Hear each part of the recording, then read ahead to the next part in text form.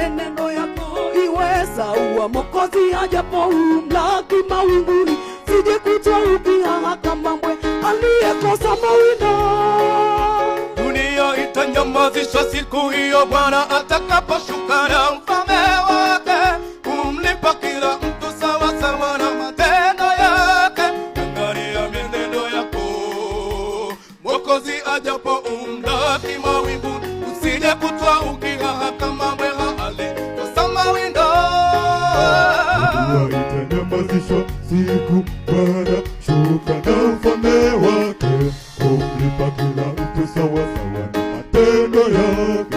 Angalia menendo yako, Mwokozi ajapo umlaki, usije kutwa aliyekosa mawindo.